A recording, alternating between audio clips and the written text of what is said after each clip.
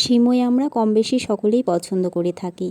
তো আজকে স্পেশালি ঈদ উপলক্ষে সিমই বাহার রেসিপি আপনাদের সাথে শেয়ার করলাম। তো এখানে আমি এই সিমইটা নিয়েছি, এই যে। আর এখানে আমি একটা ছোট বাটির হাফ বাটি নিয়েছি গুঁড়ো দুধ, আর নিয়ে নিলাম কেশর 1 পিঞ্চ মতো, আর দিয়ে দিলাম কাস্টার্ড পাউডার, আর দিয়ে দিলাম 1 চামচ লিকুইড দুধ দিয়ে আমি গুলে নিলাম।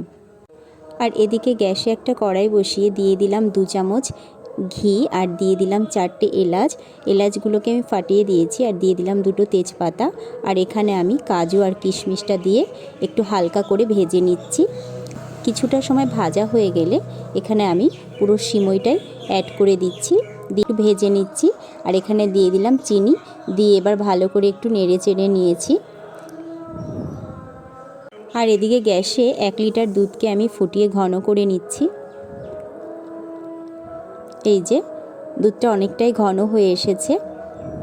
আর এখানে আমি এই ঘন দুধের মধ্যে আমি দিয়ে দিলাম আগে থেকে যে কাস্টার্ড দুধের যে মিশ্রণটা করে রেখেছিলাম, সেটা আমি এখানে অ্যাড করে দিয়ে এই যে দেখুন ঘন করে একটা ক্ষীর আমি তৈরি করে নিলাম। আর এখানে একটা কাচের চৌকো পাত্র নিয়েছি, আর এর মধ্যে আমি এইরকমভাবে এই যে সিমইটা দিয়ে এরকম চেপে চেপে বসিয়ে দিলাম খুন্তির সাহায্যে।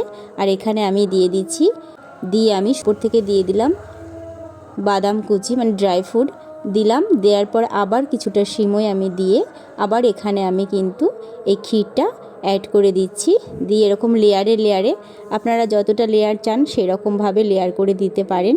উপর থেকে আবারও হালকা একটু সিমই ছড়িয়ে আর দিয়ে দিলাম কিছুটা ড্রাই ফ্রুট। এবার দিয়ে আমি ফ্রিজে রেখে দিয়েছিলাম। ফ্রিজ থেকে দেখুন নিয়ে এলাম, দেখুন কত সুন্দর লাগছে, একদম ঠান্ডা হয়ে রয়েছে। এবার এখানে আমি নিয়েছি একটা পিৎজা কাটার, আপনারা খুন্তি বা চাকুর সাহায্যেও করতে পারেন। এই যে এখানে আমি এরকম চৌকো করে কেটে নিয়েছি, নিয়ে এরকম পিস করে কেটে আমি এই যে প্লেটে পরিবেশন করে দিচ্ছি।